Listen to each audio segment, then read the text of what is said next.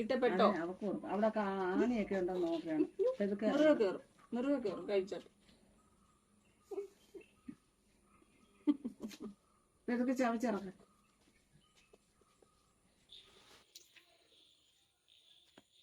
അടുത്ത മാങ്ങയുണ്ടോ ചോദിക്കാൻ? എനിക്ക് ഇന്നലെ ഓഫീസിൽ ഇരുന്നിട്ട് അങ്ങ്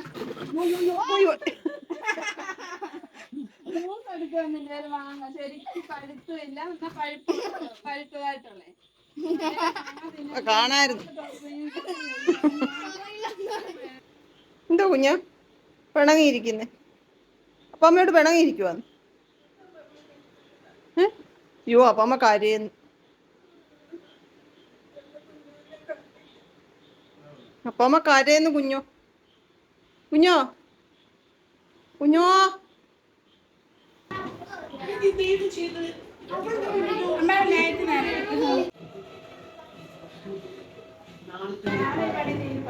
എല്ലാം കഴിഞ്ഞതിന് ശേഷം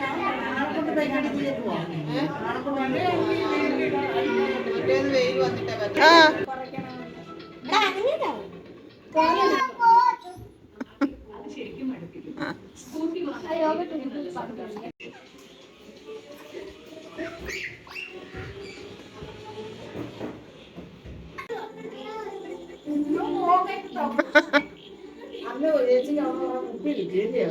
കിട്ടി.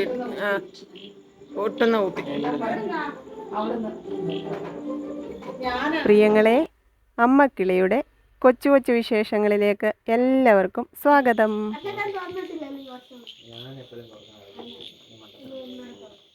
തുറ കഥകേ, എന്നെ നാഗവലിയാക്കരുത്. കഥ തുറ, കഥകെ തുറ. എന്തിയല്ല അവരിങ്ങോട്ട് വന്നിട്ട് പോയോടാ?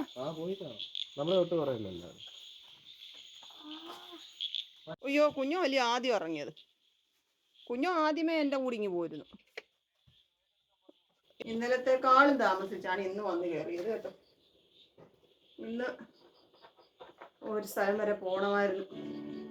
അവിടെയൊക്കെ പോയി ഒരാവശ്യം ഉണ്ടായിരുന്നു. അതൊക്കെ സാധിച്ച് തിരിച്ചു വന്ന വരവാണ് ഈ വരവ്. 8 മണി കഴിഞ്ഞു. സൂപ്പർ മാർക്കറ്റിൽ നിന്ന് ഗോതമ്പ് പൊടി, മുത്തിന് യോഗട്ട്, പിന്നെ ഒരു നല്ലെണ്ണ ഇതൊക്കെ മേടിച്ചു. പാലിരിപ്പം ഉണ്ടായിരുന്നു. അമ്മയ്ക്ക് മാത്രം മേടിച്ചു പാല്. ഇവിടത്തേക്ക് വേണ്ടല്ലോ. പിന്നെ ഇന്ന് നമ്മുടെ ഫാമിലിയിലുള്ള നമ്മുടെ വീഡിയോ കാണുന്ന ഒരാളുടെ റിലേറ്റീവ് ഇവിടെ വന്നപ്പം അവിടുന്ന് വിളിച്ച് പറഞ്ഞു എൻ്റെ അടുക്കലൊന്ന് വരണമെന്ന്. അങ്ങനെ വന്ന് സ്നാക്സ് ഒക്കെ തന്നിട്ട് പോയി കേട്ടോ. ജാനിക്കുട്ടിക്കൊക്കെ അതിൻ്റെ പങ്ക് കൊടുത്തു. ഞാൻ ഇങ്ങോട്ട് കൊണ്ടുപോരുന്നു സ്പഞ്ച്, എനിക്ക് ഏറ്റവും ഇഷ്ടപ്പെട്ട സാധനം. പിന്നെ വേറെ എന്താണ്, ഇനിയിപ്പോൾ ചോറ് ഞാൻ രാവിലെ ചോറ് വെച്ചിട്ടാണ് പോയത്. മീൻ വറക്കാൻ ഇരിപ്പുണ്ട്. വന്ന വഴിക്ക് സൂപ്പർ മാർക്കറ്റിൻ്റെ അവിടെ ഒരു പുള്ളി ചീമച്ചക്ക വേണമെന്നൊന്ന് ചോദിച്ചു. ഞാൻ 2 ചീമച്ചക്ക വാങ്ങിച്ച് 2 മേടിച്ച്. മേടിച്ചപ്പോഴേ സൂപ്പർ മാർക്കറ്റിലെ അപ്പു പറഞ്ഞു, ഇന്ന് ഇത് യൂട്യൂബിൽ കാണാം. ഞാൻ സൂപ്പർ മാർക്കറ്റിൽ പോയി, ഞാൻ ചീമച്ചക്ക വാങ്ങിച്ചു, അങ്ങനെ ചെയ്തു ഇങ്ങനെ ചെയ്തു എന്ന് അടുത്ത ദിവസം തന്നെ യൂട്യൂബിൽ കാണുമോ. അപ്പോൾ ഒരെണ്ണം മെഴുകുവരട്ടി വെച്ച് ഇച്ചിരി മീൻ വറുത്ത് ചോറുണ്ടാന്നാണ് മനസ്സിൽ കണക്ക് കൂട്ടൽ. ഒന്ന് കുളിച്ചിട്ടൊക്കെ വരട്ടെ. മുത്തിന് നൂഡിൽസ് മതി എന്നൊക്കെ പറയുന്നുണ്ട്. നൂഡിൽസ് മതിയെങ്കിൽ നൂഡിൽസ് കഴിക്കട്ടെ, അല്ലെന്നുണ്ടെങ്കിൽ ചോറുണ്ണട്ടെ എന്ന് വിചാരിച്ചു. നാളെ എനിക്ക് ലീവാണ്. ലീവ് എടുത്തതാണ്. നമുക്കൊരു കാര്യം ഉണ്ടെന്നുകൊണ്ട് ലീവ് എടുത്തേക്കുക. പിന്നെ എന്താ പറയുന്നത്, ഞാൻ കുളിച്ച് ജപിച്ച് വന്നിട്ട് എൻ്റെ പ്രിയങ്ങളോടൊരു വിവരം പറയാനുണ്ട്. വരട്ടെ. രാവിലെ അരി കുക്കറിനകത്ത് തിളപ്പിച്ച് വെച്ചിട്ടാണ് പോയത്. ഇവർ വേണമെങ്കിൽ ചോറ് കഴിക്കട്ടെ എന്ന് വിചാരിച്ചു. ഇവർ 2 പേരും ഇവിടെ ഇല്ലായിരുന്നു. അമ്മമ്മയുടെ അടുക്ക പോയേക്കുമായിരുന്നു. അതുകൊണ്ട് ചോറൊന്നും ഉണ്ടില്ല. പിന്നെ ഞാൻ രാവിലെ ദോശയും സാമ്പാറും തക്കാളി ചമ്മന്തി ഉണ്ടാക്കിയിട്ടുണ്ടായിരുന്നു. അത് ഇവിടെ ഇരിപ്പുണ്ട്. ഒന്നും കഴിച്ച ലക്ഷണമില്ല. അമ്മമ്മയുടെ അടുക്കൊന്നും എല്ലാം കഴിച്ച് കാണുമായിരിക്കും. അതുകൊണ്ട് ചോറൊന്നും എടുത്തില്ല. ഇനിയിപ്പോൾ ഞാനത് ഒന്നുകൂടി ഒന്ന് തിളപ്പിച്ചിട്ട് നമുക്ക് വാർത്തിടാം. എന്നിട്ട് പെട്ടെന്ന് നമുക്ക് ചീമച്ചക്ക മെഴുക്ക് പുരട്ടി വെക്കാം. 2 എണ്ണം മേടിച്ചിട്ടുണ്ട്. ഇത് ഇച്ചിരി താഴെ വീണപ്പോൾ ഇത് പൊട്ടിയിട്ടുണ്ടെന്ന് തോന്നുന്നുണ്ട്. അതുകൊണ്ട് ഇത് ആദ്യം എടുക്കാം. ഇത് വെച്ചേക്കാം. ഇത് പുഴുങ്ങി തേങ്ങയൊക്കെ ഇട്ട് കഴിക്കാനും എനിക്ക് ഇഷ്ടമാണ്. ഇപ്പം ചോറിന് വരെ കൂട്ടാനൊന്നും ഇല്ലാത്തതുകൊണ്ടും മെഴുക്ക് പുരട്ടിയോടാണ് ഇഷ്ടം കൂടുതലുള്ളത് എന്നുള്ളത് കൊണ്ടും നമുക്ക് മെഴുക്ക് പുരട്ടാം. കഴുകട്ടെ.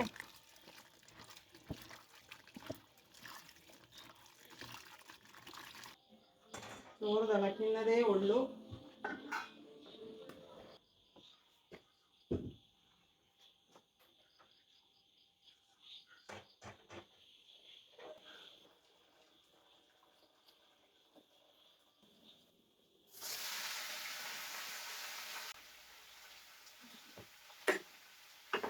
മഞ്ഞൾപ്പൊടി,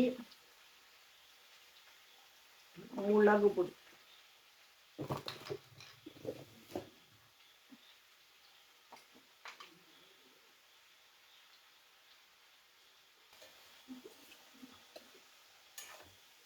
വേവട്ടെ.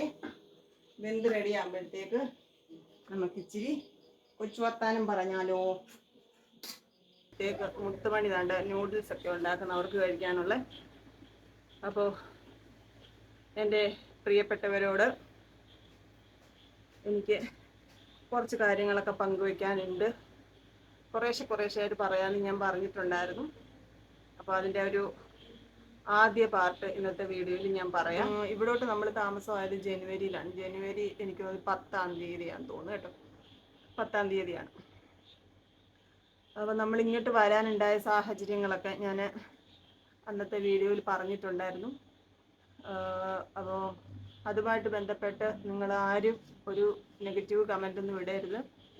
അന്നത്തെ വീഡിയോയിൽ ഞാൻ പറഞ്ഞിട്ടുണ്ടായിരുന്നു, എൻ്റെ ജീവിതത്തിൽ ഞാനിത് അനുഭവിക്കുക എന്നുള്ളത് എൻ്റെ ഒരു വിധിയാണ്. അത് ദൈവം എനിക്കായിട്ട് എഴുതി വെച്ചിരുന്ന ഒരു സംഗതി ആയതുകൊണ്ട് ഞാനത് അനുഭവിക്കുന്നു എന്നുള്ളതല്ലാതെ ഒരാളെ പോലും കുറ്റപ്പെടുത്താനോ അതുമായിട്ട് ബന്ധപ്പെട്ട് എന്താ പറയുന്നത് വിധിക്കാനോ എനിക്ക് താല്പര്യമില്ല. അന്നത്തെ ആ ദിവസങ്ങളിലൊക്കെയുള്ള വീഡിയോയിൽ ഞാൻ പറഞ്ഞായിരുന്നു, എനിക്ക് എന്തെങ്കിലും ആരോടെങ്കിലും ദേഷ്യമുള്ളതോ എന്നോടെന്തെങ്കിലും ദേഷ്യമുള്ളതോ അല്ലെങ്കിൽ ഈ പറയുന്ന നിങ്ങൾ കാണുന്നുണ്ട് നമ്മൾ അനുഭവിക്കുന്ന പ്രയാസങ്ങൾ എന്തൊക്കെയാണെന്നുള്ളത് ഏറെക്കുറെ 100-ൽ 30-40% ഞാൻ എൻ്റെ പ്രിയങ്ങളോട് പങ്കുവയ്ക്കാറുണ്ട്. ബാക്കി 60% ഞാൻ സ്വയം അനുഭവിച്ച് തീർക്കാണ്. നമുക്ക് ആരോടും പങ്കുവയ്ക്കാനില്ല, ആരോടും പറയാനില്ല. അപ്പം പല പ്രിയപ്പെട്ടവരും എന്താ പറയുന്നത്, അങ്ങനെ വേണ്ടിയിരുന്നില്ല, ഇങ്ങനെ വേണ്ടിയിരുന്നില്ല, എന്തിനിത് ചെയ്തു എന്നൊക്കെ ചോദിക്കാറുണ്ട്. അപ്പോൾ അതുകൊണ്ടാണ് ഞാൻ പറഞ്ഞത്, നമുക്കങ്ങനെയുള്ള ഒരു ചോദ്യങ്ങളോ ഒരു കുറ്റപ്പെടുത്തലോ ഒന്നും വേണ്ട. നമുക്ക് എല്ലാം ദൈവത്തിൽ സമർപ്പിക്കാം. ഈ ഒരു കഷ്ടാനുഭവ ആഴ്ചയിൽ എൻ്റെ മനസ്സിൽ ആരോടെങ്കിലുമൊക്കെ വിദ്വേഷം തോന്നിയിട്ടുണ്ടെങ്കിൽ ഞാനത് ഉപേക്ഷിക്കുകയാണ്. എൻ്റെ മനസ്സ് ശുദ്ധമാക്കുക എന്നുള്ളത് എൻ്റെ ആവശ്യമാണ്. മുന്നോട്ട് പോകാനുള്ള ഒരു വെളിച്ചം നൽകാൻ ഈ മനസ്സിലെ വിഷം നിറച്ചിങ്ങനെ ഇരുട്ട് മൂടിയിരുന്നാൽ ആ വെളിച്ചം നമുക്ക് കാണാൻ പറ്റില്ല. അതുകൊണ്ട് ഞാൻ എല്ലാ മനസ്സിൽ എന്നും വരെ ആരോടെങ്കിലുമൊക്കെ വിദ്വേഷം തോന്നിയിട്ടുണ്ടെങ്കിൽ അതെല്ലാം ഞാൻ ഈ ഒരാഴ്ചയിൽ ദൈവത്തിന് മുമ്പിൽ സമർപ്പിക്കുകയാണ്. എൻ്റെ മനസ്സ് ശുദ്ധീകരിക്കാൻ ദൈവത്തോട് പ്രാർത്ഥിക്കുകയാണ് എന്നുള്ളത് ഞാൻ അന്നത്തെ വീഡിയോയിൽ പറഞ്ഞിട്ടുണ്ടായിരുന്നു. ആ ഒരു കാര്യം മുൻനിർത്തി ഞാൻ പറയുകയാണ്. ഇനിയിപ്പോൾ ഞാൻ കുറച്ച് ദിവസങ്ങളിലായിട്ട് നിങ്ങളോട് പറയാൻ പോകുന്ന കാര്യങ്ങളെ പറ്റിയാണെന്നുണ്ടെങ്കിൽ നിങ്ങളാരും നെഗറ്റീവ് കമൻ്റ് ഒന്നും ഇടരുത്. ആരും ഒരു തെറ്റ് ചെയ്തിട്ടാണ് ഞാൻ എൻ്റെ ജീവിതത്തിൽ വിഷമങ്ങൾ അനുഭവിക്കുന്നതെന്ന് പറയുന്നത് കേൾക്കാനും ഇഷ്ടമല്ല, ഞാൻ പറയുന്നുമില്ല. അപ്പോൾ നിങ്ങളും എന്നെ സ്നേഹിക്കുന്നവരും അതങ്ങനെ വിചാരിച്ചാൽ മതി. എൻ്റെ ജീവിതത്തിൽ ഞാൻ അങ്ങനെയൊക്കെ ചില കാര്യങ്ങൾ അനുഭവിക്കേണ്ടിയിരുന്നത് കൊണ്ട് ഞാനത് അനുഭവിക്കുന്നു, അത്രേ ഉള്ളൂ. നമ്മുടെ ലൈഫ് ഫുള്ള് ഒരു സോഷ്യൽ മീഡിയയിലെ എല്ലാ കാര്യങ്ങളും ഓപ്പണായിട്ട് പറയാൻ ആഗ്രഹിക്കാത്ത ആളാണ്. അതുകൊണ്ട് തന്നെ ചില കാര്യങ്ങൾ നമ്മൾ പ്രത്യേകിച്ച് കുടുംബ വിഷയങ്ങൾ നമ്മൾ എല്ലാം പബ്ലിക്കിൽ പറയുന്നതിനോടോ അതെടുത്തൊരു കണ്ടന്റ് ആക്കുന്നതിനോടോ ഒന്നും എനിക്ക് അത്ര താല്പര്യമില്ല. നമ്മുടെ കുഞ്ഞു വീട്ടിലെ കൊച്ചു വിശേഷങ്ങളും കുഞ്ഞു പാചകങ്ങളും ഒക്കെ പങ്കുവെച്ച് പോകുന്ന ഒരു ചാനലാണ്. അപ്പോൾ നിങ്ങൾ ഡെയിലി എൻ്റെ വീഡിയോസ് കാണുന്നത് കൊണ്ട് എനിക്ക് എന്തെങ്കിലുമൊക്കെ മാറ്റങ്ങൾ വരുമ്പോൾ നിങ്ങൾ ചോദിക്കും എന്താണെന്നുള്ളത്. അതുകൊണ്ടാണ് ചില കാര്യങ്ങളെങ്കിലും ഞാനിവിടെ പറഞ്ഞിട്ടുള്ളത്. നമ്മൾ കുറേ കൂട്ടുകാരൊക്കെ കൂടിയിരുന്ന് പറയുന്ന കാര്യങ്ങളായിട്ട് മാത്രം കണക്ക് കൂട്ടിയാൽ മതി. വേറെ ഒരു വ്യക്തികളെ പോലും നമ്മൾ ഇതിനകത്തോട്ട് പഴി പറയാനോ ഒന്നിനും വലിച്ചിടരുത്, എൻ്റെ അപേക്ഷയാണ് കേട്ടോ. എനിക്ക് അങ്ങനെയൊന്നുമില്ല. പിന്നെ എന്തിനാണ് എൻ്റെ പ്രിയങ്ങൾ അങ്ങനെ ആരെയും അങ്ങനെ വിചാരിക്കണ്ട കേട്ടോ. അപ്പോൾ ഞാൻ ഇവിടേക്ക് ഞങ്ങൾ ഇങ്ങോട്ട് വന്നത് ജനുവരി 10-നാണ്. അപ്പോൾ നമ്മൾ ജനുവരിയിൽ ഇങ്ങോട്ട് താമസം മാറി. ഞാൻ മോനുകുട്ടൻ്റെ സ്കൂള് മാർച്ചിൽ പരീക്ഷ കഴിയുന്നത് വരെ അവിടെ നിൽക്കണം എന്നുള്ള ഒരു താല്പര്യം ഉണ്ടായിരുന്നു. പക്ഷെ അതെനിക്ക് പറ്റിയില്ല. അപ്പോൾ അതിന് മുമ്പേ മാറണം എന്നുള്ളതായിരുന്നു. അതുകൊണ്ട് ഞങ്ങൾ ഇങ്ങോട്ട് മാറി. അപ്പം ഈ വീട് എടുത്ത സമയത്തും എന്താ പറയുക, ഓടിട്ട വീടായതുകൊണ്ടും ഞാൻ മോനിക്കുട്ടനും തന്നെ ഉള്ളത് കൊണ്ടും സേഫ് അല്ല എന്നുള്ള രീതിയിൽ എല്ലാവരും എന്നെ വേണോന്നൊക്കെ ഉള്ള രീതിയിൽ ചോദിച്ചു. പക്ഷെ എൻ്റെ മനസ്സിൽ തോന്നി കിട്ടുന്നത് വീട്. ഞാൻ വേറെ കുറേ വീടുകളെ പറ്റിയൊക്കെ തിരക്കിയായിരുന്നു. അപ്പം പിന്നെ നമ്മുടെ പ്രിയപ്പെട്ടവർ ആരൊക്കെയോ എന്നോട് വീടിൻ്റെ കാര്യങ്ങളൊക്കെ പറയുകയും ചെയ്തായിരുന്നു. അപ്പം ആ സമയത്തേക്ക് നമ്മൾ വീട് എടുത്തായിരുന്നു. അപ്പോൾ ഇത് കിട്ടുന്നതിന് മുമ്പ് ഞാൻ 2-3 വീട് തിരക്കിയ സമയത്ത് വാർത്ത വീടൊക്കെ ഉണ്ട്, പക്ഷേ എല്ലാം റെൻറ്റ് നല്ലപോലെ കൊടുക്കണം, ഡിപ്പോസിറ്റ് ഉണ്ട്. അപ്പം മന്ത്ലി റെൻറ്റ് വരുമ്പോൾ എനിക്കത് ഇച്ചിരി ബുദ്ധിമുട്ടുണ്ടായിരുന്നു. അതുകൊണ്ട് ഞാൻ കുറച്ച് താഴോട്ട് വരട്ടെ എന്ന് വിചാരിച്ച് എവിടെയെങ്കിലും വീട് വേറെ നോക്കുന്നുണ്ടായിരുന്നു. അങ്ങനെയാണ് എന്നോട് നമുക്ക് വേണ്ടപ്പെട്ട ഒരാൾ തന്നെയാണ് ഈ വീടിൻ്റെ കാര്യം പറഞ്ഞത്. ഈ വീട് ഞാൻ പോകുമ്പോഴും വരുമ്പോഴും എല്ലാം കാണുന്നതാണെങ്കിൽ പോലും ഇത് വാടകയ്ക്ക് കൊടുക്കുന്നുണ്ടെന്നോ അല്ലെ വാടകയ്ക്ക് കൊടുക്കാനിട്ടിരിക്കുകയാണെന്നൊന്നും എനിക്ക് അറിഞ്ഞുകൂടായിരുന്നു. അപ്പോൾ ഞാൻ എപ്പോഴൊക്കെയോ ഞാൻ ഇതുവഴി പാസ് ചെയ്യുമ്പോൾ, നമ്മൾ വണ്ടി പോകുന്ന റോഡല്ലേ, അപ്പോൾ ഇതുവഴിയാണ് ഞാൻ എപ്പോഴും വീട്ടിലോട്ട് പോയിക്കൊണ്ടിരുന്നത്. അപ്പം ഇങ്ങനെ എപ്പോഴെങ്കിലുമൊക്കെ പോകുമ്പോൾ ഞാൻ ഈ വീട് ശ്രദ്ധിക്കാറുണ്ടായിരുന്നു. കാരണം ഇത് നമ്മുടെ മെയിൻ റോഡിൽ നിന്ന് കുറച്ച് ഉള്ളിലോട്ട് ഈ റബ്ബർ തോട്ടത്തിന് നടുക്കൊരു പഴയ ഓടിട്ട വീട് എന്ന് പറയുമ്പോൾ നമ്മുടെ മനസ്സിലൊരു നൊസ്റ്റാൾജിക്ക് ഒരു ഫീൽ ഉണ്ടല്ലോ. അങ്ങനെ ഞാൻ ശ്രദ്ധിച്ചിട്ടുള്ള വീടാണ്. അപ്പോൾ ഞാൻ ഇവിടെ വന്നപ്പം എന്താ പറയുന്നത്, ഇവിടെ റെൻറ്റ് കുറവാണ്, ഡിപ്പോസിറ്റ് കൊടുക്കണം, ഡിപ്പോസിറ്റും കുറവാണ്, റെൻറ്റും കുറവായിരുന്നു. എനിക്ക് കുറച്ചുകൂടെ കുറച്ചാണ് തന്നത്. അപ്പം നമ്മളങ്ങനെ ഈ വീടെടുത്ത് ഇവിടെ താമസമായി. ഇപ്പം മെയ് 10 ആകുമ്പം ജനുവരി, ഫെബ്രുവരി, മാർച്ച്, ഏപ്രിൽ, മെയ് 10 ആകുമ്പം നമ്മൾ 5 മാസത്തോളമായിട്ട് ഇവിടെ വാടകയ്ക്ക് താമസിക്കുവാണ്. അപ്പം നമ്മളിവിടെ വന്ന സമയം മുതൽ, നമ്മൾ ഈ വാടകയ്ക്ക് ഇങ്ങോട്ട് മാറിയപ്പോൾ മുത്ത് ഇവിടെ ഉണ്ടായിരുന്നു. അത് കഴിഞ്ഞ് കുറച്ച് ദിവസം കഴിഞ്ഞാണ് അവൻ തിരിച്ചു പോയത്. അപ്പോൾ ഞങ്ങളിവിടെ 10-ാം തീയതി വന്നെങ്കിലും ഞങ്ങളൊരു 13-ാം തീയതിയൊക്കെ ഇവിടെ ഒരു പ്ലോട്ട് നോക്കാൻ പോയി. കാരണം ഇങ്ങോട്ട് വന്നപ്പോഴും ഇവിടെ വന്ന് നമ്മൾ ഈ ഓരോ കാര്യങ്ങൾ ചെയ്യുമ്പോഴും എല്ലാം മനസ്സിൽ നമുക്കിനി ഒരു വീട്, നമുക്കൊരു സെൻറ്റ് സ്ഥലമെങ്കിലും നമ്മുടെ പേരിൽ വാങ്ങുക, നമുക്കൊരു വീടുണ്ടാക്കുക എന്നുള്ളത് മനസ്സിൽ ഇങ്ങനെ കടന്ന് തിരയടിക്കുക എന്ന് പറയല്ലേ, അത് തന്നെ. അപ്പം അങ്ങനെ ഞാനും മുത്തും കൂടെ ആദ്യം ഒരു പ്ലോട്ട് നോക്കാൻ പോയി. പക്ഷേ ആ പ്ലോട്ട് നമുക്ക് ഏറെ ഇഷ്ടപ്പെട്ടു. എല്ലാ രീതിയിലും നമുക്ക് വളരെ എന്താ പറയുന്നത്, സൗകര്യപ്രദമായ ഒരു സ്ഥലമായിരുന്നു.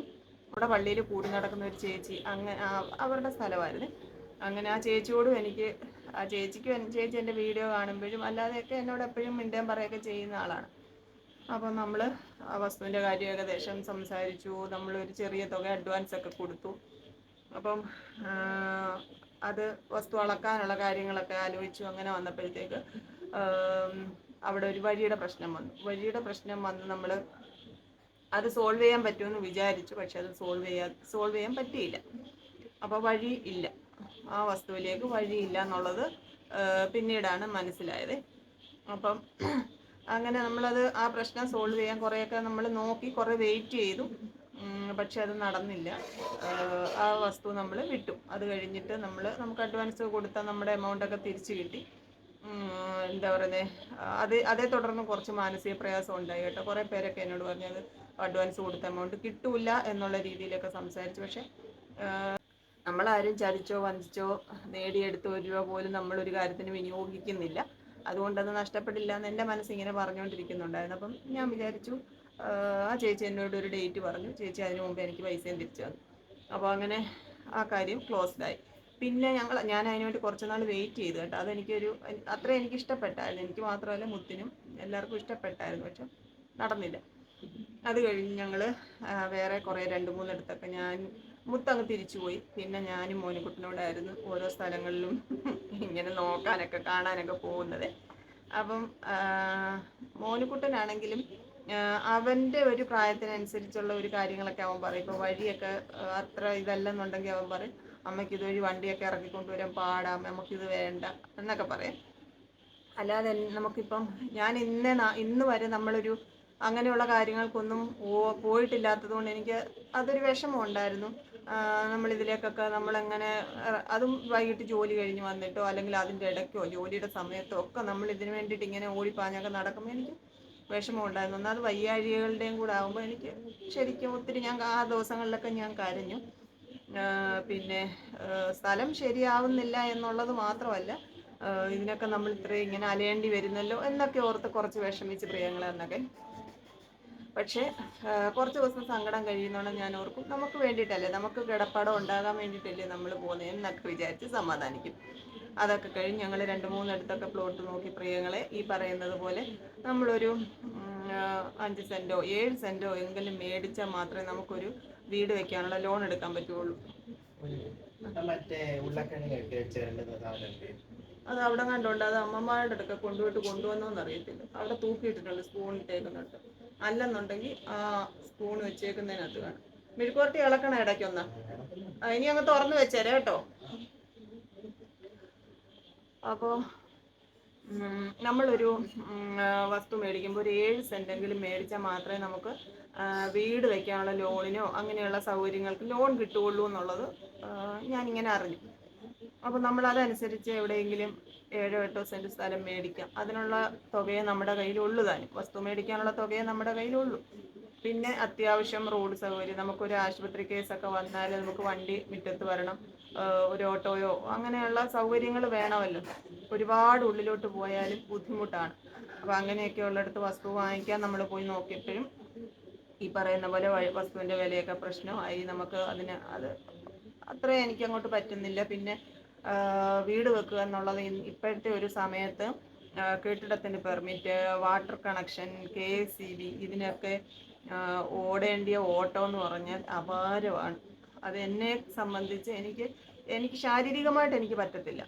മാനസികമായിട്ട് ഞാൻ തയ്യാറാണ്, എത്ര വേണേ ഓടാൻ, എൻ്റെ മനസ്സ് റെഡിയാണ്. പക്ഷെ എൻ്റെ ശരീരം കൊണ്ട് എനിക്കത്, എൻ്റെ ആരോഗ്യം എന്നെ അതിനെ അനുവദിക്കത്തില്ല. ഒരു പക്ഷേ അതെൻ്റെ കുഞ്ഞുങ്ങൾക്കത് ബുദ്ധിമുട്ടുണ്ടാക്കും. എനിക്കെന്തെങ്കിലും ഒരു കുഴപ്പം വന്നാൽ അവരുടെ കാര്യങ്ങളോടൊക്കെ അവതാളത്തിലാവും. അതുകൊണ്ട് അങ്ങനെ നമ്മൾ ഈ പ്ലോട്ടൊക്കെ നോക്കുന്നുണ്ടെങ്കിലും ഇതിൽ പിന്നീടുള്ള കാര്യങ്ങളൊക്കെ ഞാൻ ആലോചിക്കുമ്പോൾ എൻ്റെ മനസ്സ് ഭയങ്കര നേറിപ്പോഞ്ഞ കുറേ ദിവസങ്ങളായിരുന്നു പ്രിയങ്ങളെ. അങ്ങനെ ഇരുന്നപ്പോൾ വീടും സ്ഥലവും കൂടെ എവിടെയെങ്കിലും ഉണ്ടെങ്കിൽ വാങ്ങിച്ചാൽ കൊള്ളാം എന്നൊക്കെ തോന്നി. അങ്ങനെ നമ്മൾ കുറേ അടുത്തൊക്കെ വീടും സ്ഥലവും ഒക്കെ നോക്കി. പക്ഷെ ഒന്നും അത് അധികം ഒന്നും നോക്കിയില്ല. 1-2 അടുത്തൊക്കെ നമ്മൾ പോയി വീടും സ്ഥലവും കൂടെ നോക്കി. പിന്നെ ഇവിടെ എങ്ങും ഇപ്പം ഞാൻ പറഞ്ഞില്ലേ, അമ്മയുടെ അടുക്കൽ നിന്ന് പോകാനും ഒക്കെ ഉള്ള ബുദ്ധിമുട്ടുണ്ട്, ഈ പള്ളി വിട്ട് പോകാനുള്ള പ്രയാസമുണ്ട്. അതുകൊണ്ട് നമ്മൾ ഈ ഒരു ലൊക്കേഷനിൽ തന്നെയാണ് നോക്കിയത്.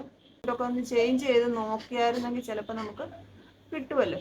പക്ഷെ ഇവിടെ തന്നെ ഇങ്ങനെ ചുറ്റിപ്പറ്റിയൊക്കെ നോക്കി ഇങ്ങനെ കുറേ ദിവസങ്ങൾ എടുത്ത് ഒന്നും അങ്ങോട്ട് റെഡിയായില്ല. അങ്ങനെ ഇങ്ങനെ നമ്മളിങ്ങനെ അലച്ചിലും വിഷമവും മാനസിക പ്രയാസം. നമ്മളിങ്ങോട്ട് ഞാനിത് പറയുമ്പോൾ കുറച്ച് പേര് എന്നോട് പറഞ്ഞു, വാടകയ്ക്ക് അങ്ങോട്ട് മാറിയെന്നല്ലേ ഉള്ളു, ഒന്ന് വെയിറ്റ് ചെയ്യ്, അങ്ങനെ ചെയ്യും ഇങ്ങനെ ചെയ്യും. പക്ഷെ എനിക്കതങ്ങോട്ട് പറ്റുന്നില്ല. എനിക്ക് എപ്പോഴെങ്കിലും ഇന്ന് ശരിയായാൽ അത്രയും സന്തോഷമൊന്നും കണ്ടാണ് ഞാൻ ഇരിക്കുന്നത്. ഒരു വീടോ അല്ലെങ്കിൽ നമുക്കതിന് സൗകര്യങ്ങളോ അല്ലോ. അപ്പം അങ്ങനെ ഞങ്ങൾ അതിൻ്റെ ഒരു ഈ പറയുന്ന പോലെ അതിലേക്കൊക്കെ ഇങ്ങനെ ഇറങ്ങി ഇങ്ങനെ അങ്ങോട്ടും ഇങ്ങോട്ടും കണ്ടും നോക്കിയുമുള്ള അലച്ചിലുമായിട്ട് കുറേ ദിവസങ്ങൾ കടന്നുപോയി. അപ്പോൾ അതിനൊക്കെ ശേഷമുള്ള സംഭവങ്ങൾ ഞാൻ അടുത്ത വീഡിയോയിൽ പറയാം കേട്ടോ. അപ്പോൾ ഇന്നിപ്പോൾ ഇത്രയും മതി, കാരണം വയ്യ. ഞാൻ പറഞ്ഞില്ലേ പല്ലിൻ്റെ ആ ഒരു പ്രശ്നം, അത് ചെയ്തണൊക്കെ എനിക്ക് വായൊക്കെ പൊട്ടി പ്രിയങ്ങൾ. ആദ്യം ചുണ്ട് പൊട്ടിയിട്ടുണ്ടായിരുന്നു, ഇപ്പം നാക്കൊക്കെ പൊട്ടി വരുന്നുണ്ട്. അപ്പോൾ അതുകൊണ്ട് ഇത്രയും സംസാരിച്ചത് തന്നെ നാക്ക് തിരിയാത്ത പല വാക്കുകളും ഇതിനകത്ത് വന്നു. അപ്പോൾ അതുകൊണ്ട് കുറേശ്ശെയായിട്ട് ഞാൻ ഇതൊക്കെ പറയാം. അപ്പോൾ അടുത്ത എപ്പിസോഡിൽ ബാക്കി വിശേഷങ്ങൾ പറയാം കേട്ടോ. അപ്പം മെഴുക്കുവരട്ടി മുത്തിനോട് ഇളക്കാൻ പറഞ്ഞിട്ടുള്ളൂ. ഞാൻ നോക്കട്ടെ, ആയെങ്കിൽ ചോറിന, എനിക്ക് വിശക്കും. എന്തുവാ വല്ല ആയോ?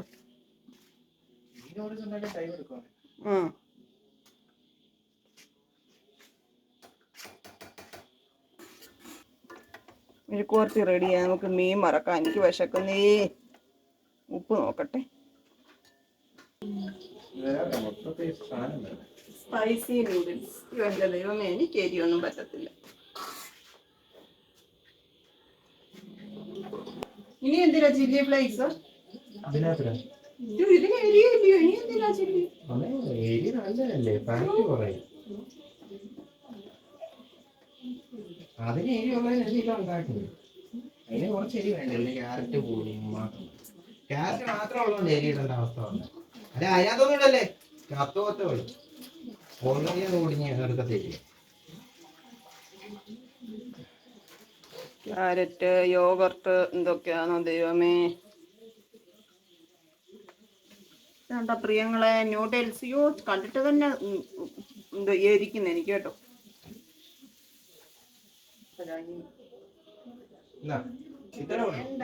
നോക്ക്. ചൂടല്ലേ?